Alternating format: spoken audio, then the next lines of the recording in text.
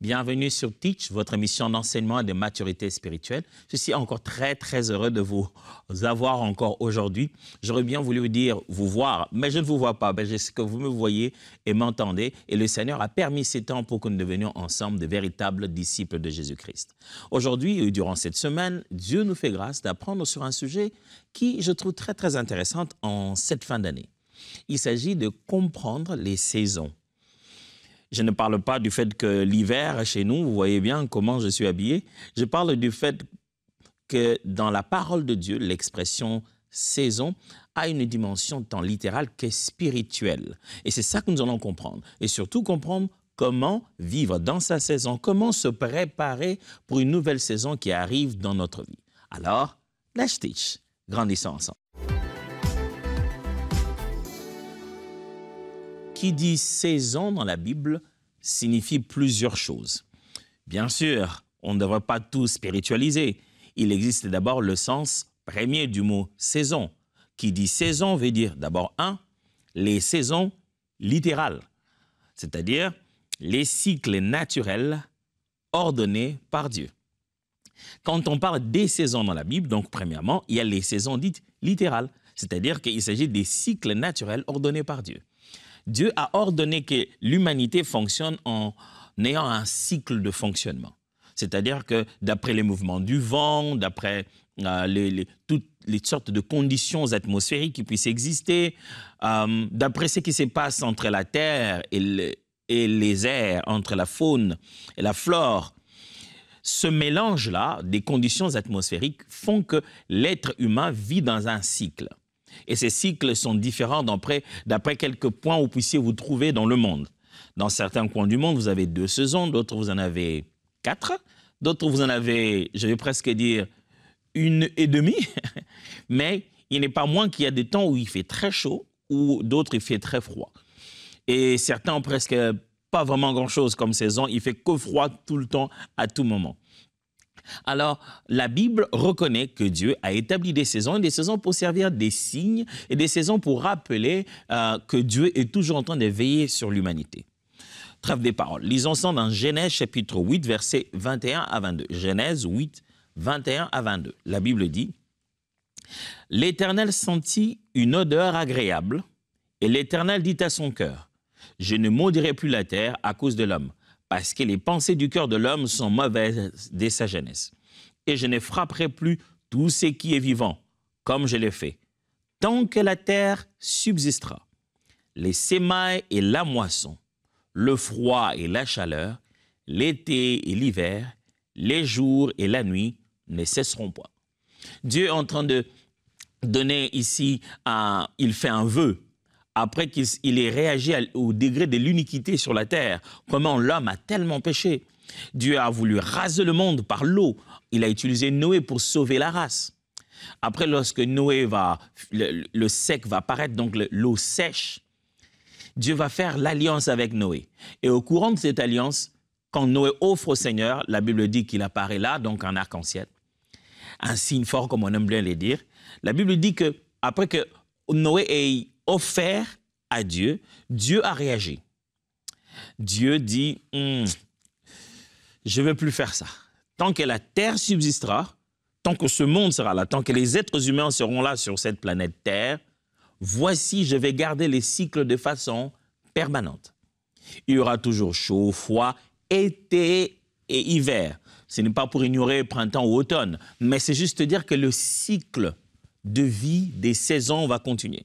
Donc, dans la Bible, vous trouverez, on parlerait des saisons, de la localisation géographique des hommes et des femmes de la Bible. C'est-à-dire que si la Bible parle d'été et d'hiver, ce n'est pas pour imposer cette vérité à tout le monde. Moi, je viens d'Afrique, et en Afrique, on n'a pas, c'est pas partout qu'on ait l'hiver. Il y a par exemple en Afrique du Sud, il y a certains coins d'Afrique, on a de l'hiver. Ou au Kenya, il y a des périodes très froides, mais ça ne veut pas dire que pendant ces périodes froides, ça s'appelle nécessairement l'hiver dans ces coins-là. Il y a donc des saisons sèches et des saisons de pluie. C'est que la Bible, vous verrez souvent dans la Bible utilisée comme saison, ce n'est pas les saisons des dieux, Non, ce sont des saisons des êtres humains dans le secteur où Dieu leur a parlé. Dieu leur a parlé pendant qu'ils habitaient dans ce coin-là, donc il ne leur parle que par rapport aux saisons qu'ils vivent dans ce coin-là. Ce n'est pas pour dire que Dieu connaît l'hiver et l'été et il ne connaît pas la saison de pluie et la saison sèche. Non, c'est juste pour dire que Dieu parlait au peuple qui restait dans ce coin-là. Ecclésiaste chapitre 3, verset 1 dit « Il y a un temps pour tout, un temps pour toute chose sous les cieux. Il y a un temps pour tout, un temps pour toute chose sous les cieux. » Ça signifie que quand il continue, là, vous allez voir qu'il va en détail. Il dit, il y a un temps pour manger, un temps pour ne pas manger, un temps pour ramasser les pierres, un temps pour les jeter. Il montre que les choses sont dans un boucle, dans une sorte de cycle. Il y a un temps pour qu'il fasse froid et un temps pour qu'il fasse chaud. Dieu a placé l'être humain dans ces conditions-là. Ces conditions-là aident la faune et la flore. Et ce changement-là permet à certains fruits, à certains arbres, à certains animaux, à tout ce qui a même à notre propre corps, de réagir autrement et de grandir avec équilibre. On a besoin des changements des saisons. Ce n'est pas en vain que dans certaines saisons, seuls certains types de fruits paraissent. Et les médecins vous diront, et tous ceux qui sont dans ce domaine vous diront que lorsque les fruits paraissent dans leur saison, vous vous rendrez compte que ces fruits-là sont très utiles à la santé de l'être humain pendant cette saison-là. Les éléments nutritifs qui permettent à l'être humain d'être fort et d'être prêt pour cette saison-là ont soit légèrement précédé la saison dans laquelle il se trouve pour qu'il s'y prépare, ou bien se trouvent juste pendant la saison où il se trouve. Mais l'on constate que Dieu a placé dans cette idée des saisons qu'il a placées dans l'univers, il y a aussi placé un principe spirituel ou des principes spirituels. Il montre que c'est un fonctionnement divin. C'est Dieu qui veut que les saisons existent et ce n'est pas qu'au niveau physique, il y a ce principe-là qui dépasse les niveaux matériels. Mais qu'est-ce qu'on retient d'abord ici de ce qu'on appelle les saisons dites littérales ou les saisons naturelles ou humaines? On retient ce principe-ci. Les saisons sont des cycles inévitables qui se succèdent. Les saisons sont des cycles inévitables qui se succèdent. La Bible dit, tant qu'il y aura toujours la terre, il y aura le jour et la nuit ne cesseront point. Mon frère, je ne sais pas dans quelle saison vous êtes, mais Dieu a fait des saisons de sorte qu'aucune d'entre elles ne soit permanente. Moi, sans compter que des fois, j'ai l'impression qu'on passe plus de temps à avoir froid ici, au Canada, qu'à avoir quoi que ce soit d'autre. Ouais, c'est vrai, on a eu notre temps d'été, il a fait chaud, c'était bien. Mais même si tu as l'impression que tu as tellement froid tous les jours, il y a un bon jour où le froid doit s'arrêter. Et c'est le temps de vivre l'été. Je ne sais pas dans quel type de saison tu te trouves présentement dans ta vie, mais cette première vérité ici nous montre que les saisons se succèdent. Tu peux être dans la meilleure saison de ta vie. Tu es dans ton été, tout est beau, bien. Sache que cette saison va passer. Sache que ce que tu vis maintenant va passer. Ça va shifter vers quelque chose d'autre. Pas parce que ça passera pour toujours dans la vie, non. C'est un cycle. Il y aura un temps pour pleurer, mais il y aura un temps pour rire. Et puis viendra un autre temps pour pleurer, un autre temps pour rire. Mais il y a des cycles comme ça. Les saisons sont des cycles inévitables qui se succèdent. J'aime quand Dieu envoie Joseph pour aller interpréter le songe de Pharaon. J'ai dit Dieu envoie Joseph, mais c'est le Pharaon qui l'a sorti de prison et qui l'a appelé et qui lui a demandé d'interpréter son songe. Mais Joseph est clair, il lui dit, c'est pas moi qui interprète ton songe, c'est Dieu qui me donne les capacités de le faire. Donc, c'est Dieu finalement qui rend Joseph capable d'interpréter le songe. En interprétant le songe, il découvre qu'il y a 7 ans d'abondance et 7 ans de disette. Et Dieu a décidé, a-t-il dit au Pharaon, Dieu a décidé qu'il le fera, il a déjà résolu de le faire. Mais la beauté de la chose, c'est que Joseph donne une sagesse telle que, malgré les côtés inévitables de la succession de ces 2 périodes, que moi j'appellerais ici 2 saisons, malgré leur inévitabilité, Joseph a trouvé un moyen de tirer le bonheur d'une saison vers l'autre saison qui semblerait être malheureuse. Il a dit que par l'épargne, on pourrait prendre tout ce qu'il y avait dans la saison de bonheur ou d'abondance, garder des choses pour que quand il n'y en aura plus dans la saison de disette, on continue à vivre aisément. Donc, les saisons se succèdent comme un cycle inévitable. Ça ne veut pas dire que Dieu a t'obligera à souffrir quand la souffrance viendra. Si tu es suffisamment sage en matière de fonctionnement des saisons, quand les autres plairont, tu continueras ta joie que tu avais hier. Et c'est de ça qu'on va parler un peu durant toute cette semaine, pour que l'Éternel te donne une telle sagesse que tu saches comment fonctionnent véritablement les saisons. Mais aujourd'hui, on ne fait que définir saison veut dire quoi. Là, je venais de parler des saisons de façon littérale. Deuxièmement, les saisons spirituelles. Vous aurez les termes saisons dans la Bible, mais pour noter des saisons que j'appelle ici spirituelles. Il s'agit du fonctionnement des principes divins immuables. Je parlerai de saison comme un aspect spirituel de la chose. Je suis juste en train de prendre, pas moi, c'est dans la Bible, le langage naturel des saisons naturelles. Maintenant, pour parler d'un fonctionnement des principes divins immuables. Dieu a placé d'autres principes qui fonctionnent comme la saison ou les saisons naturelles fonctionnent. Dieu a placé aussi d'autres principes spirituels qui sont cycliques comme ça. Et donc, qui dit saison ici, parle aussi de fonctionnement des principes divins immuables. Psaume 1, verset 3. La Bible dit « Il est comme un arbre planté près d'un courant d'eau qui donne son fruit en sa saison et dont le feuillage ne se flétrit point, tout ce qu'il fait le réussit. » Ce psaume de David parle de l'homme heureux ou du bonheur de l'homme qui craint Dieu. Il dit « Heureux l'homme qui ne marche pas selon les conseils des méchants, qui ne s'arrête pas sur la voie des pécheurs et qui ne s'assied pas en compagnie de moqueurs, mais qui trouve son plaisir dans la loi de l'Éternel et qui la médite jour et nuit. Il est comme un arbre planté près d'un courant d'eau qui donne son fruit en sa saison et dont le feuillage ne se flétrit point. Tout ce qu'il fait le réussit. » Alors, il parle d'un homme et il dit que cet homme est comme un arbre planté près d'un courant d'eau qui donne son fruit en sa saison. L'homme a ses saisons, s'il est comparé à un arbre qui porte de fruits. Donc, Dieu veut exprimer qu'il y aura des périodes différentes dans la vie d'un homme qui craint Dieu, mais malgré les saisons qui changent, il porte le fruit dans la saison, et la Bible précise, son feuillage ne se flétrit point. C'est-à-dire, même quand vient l'hiver et que ça fait sécher les herbes, que l'automne vient pour le rendre encore gris, marron et le faire tomber, eh bien, la Bible dit que cet homme qui craint Dieu, quel que soit le changement de la saison, son feuillage reste vert. Donc, l'être humain, le chrétien, celui qui craint Dieu, a des saisons dans sa vie. Et ça, pas physiquement, mais spirituellement. Galates chapitre 6, versets 8 à 10. Celui qui sème pour sa chair moissonnera la chair la corruption. Mais celui qui sème pour l'esprit moissonnera de l'esprit la vie éternelle. Ne nous lassons pas de faire le bien, car nous moissonnerons au temps convenable si nous ne nous relâchons pas. Ainsi donc, pendant que nous en avons l'occasion, pratiquons le bien envers tous et surtout envers les frères en la foi. Paul explique un principe. Il dit, qui sème, moissonne. Sème de la chair, moissonne la chair, la chair. Sème de l'esprit, moissonne l'esprit, la vie éternelle. La chair, corruption, l'esprit, vie éternelle. Et dit, ne nous lassons pas de faire le bien, car nous moissonnerons au temps convenable. Maintenant, il parle de la générosité comme une œuvre d'agriculture. Il dit, celui qui est généreux, c'est comme un agriculteur qui s'en va s'aimer.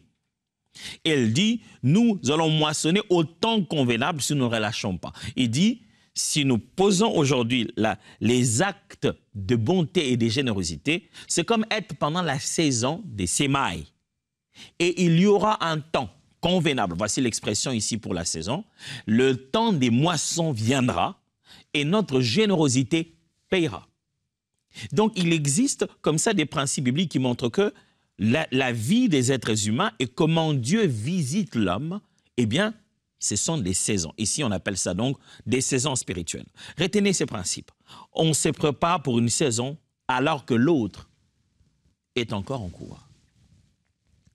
On se prépare pour une saison alors que l'autre est encore en cours. C'est l'une des pensées claires qui vient dans le texte de Galates que je viens de lire avec vous. Paul dit, ne nous lassons pas de faire le bien, car nous moissonnerons au temps convenable si nous ne nous relâchons pas. C'est-à-dire que quand nous sommes en train de s'aimer le bien, On ne va pas finir et se dire, OK, c'est fini, ouf, j'ai fini de s'aimer les biens, on attend maintenant de moissonner. Non. Il dit, tu ne dois jamais arrêter de s'aimer.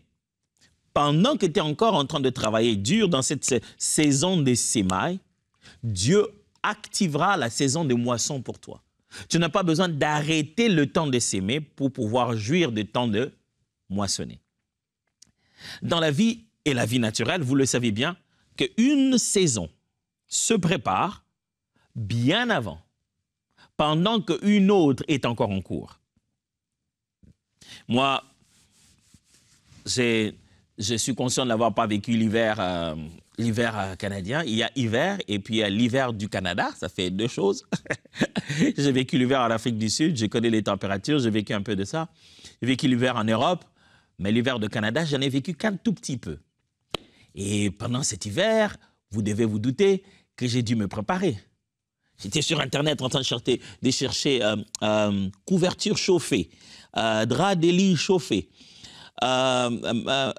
Pyjama chauffé, tout est chauffé, même casquette chauffée, chaussures chauffées. Je vais ressembler à un homme en acier. Pour quelle raison? Parce que je connais qu'est-ce qui va se passer dans cette prochaine saison. Il fera froid dans tous les cas. Qu'il fasse plus ou moins, il fera froid. Mais je commence à anticiper, à payer, à prendre les choses dont j'ai besoin pendant le froid avant qu'il se mette à faire vraiment froid. Parce que il commence à faire froid, ce n'est plus le temps de commencer à chercher les choses qui ont très haut froid. Le froid sera déjà à ta porte. Mon frère, ma sœur, sache que si Dieu t'a appelé ou Dieu t'a promis une saison dans ta vie, c'est maintenant qu'on s'y prépare. N'attends pas que le temps arrive. Lorsque le moment sera arrivé, tu seras déjà en retard. C'est pour cette raison que Dieu parle. Dieu n'est pas juste un présentateur de météo qui veut juste vous parler de comment ça se ferait demain. Et même si, présentateur de météo, se mettez à présenter la météo, le but c'est lequel? C'est que vous soyez juste informé qu'il va pleuvoir ou bien avec cette information que vous avez bien avant, vous sachiez comment sortir de chez vous, quels mettre dans votre voiture, quels habits mettre, où ne pas se rendre, où se rendre. Ces informations ont pour but de vous donner de la préparation, de faire avant la saison les choses nécessaires pour bien vivre la saison pendant. On se prépare pour une saison alors que l'autre est encore en cours. Tu manges, tu bois, tu es heureux, Dieu t'a béni. Prépare-toi très bien pour la période qui va venir. Oh, je ne suis pas en train de te dire, tu vas tomber subitement, tu n'auras plus rien dans la vie. Non, je suis juste en train de dire, tu ne seras pas éternellement directeur de cette entreprise. Je suis juste en train de te dire que les enfants ne seront pas éternellement à l'école primaire. Ils vont passer à l'université et ça va chauffer. Ils vont moins marcher autour de toi, mais ils vont plus coûter à tes poches. Alors, pendant une saison, prépare-toi pour une autre. On parle toujours des saisons. Cette semaine, on va parler des saisons et je suis en train d'expliquer pourquoi et dans quel sens j'utiliserai le mot saison. Saison, je dis dans la Bible, c'est naturel, c'est ce cycle de fonctionnement atmosphérique. Mais je viens de dire aussi que saison, c'est aussi un sens spirituel qui parle justement des principes immuables, les principes divins immuables qui sont toujours en train de se répéter selon que Dieu les a établis. Troisièmement, saison prophétique ou des temps fixés par Dieu pour ses œuvres. Dans la Bible, quand vous trouvez le sens du mot saison, c'est aussi pour parler de ce qu'on appelle ici des saisons prophétiques, des subdivisions de temps que Dieu a déjà fixées dans son dessein, qui ne changeront pas. Le monde va dans une direction que nous connaissons tous. Nous, chrétiens, au moins, nous le savons.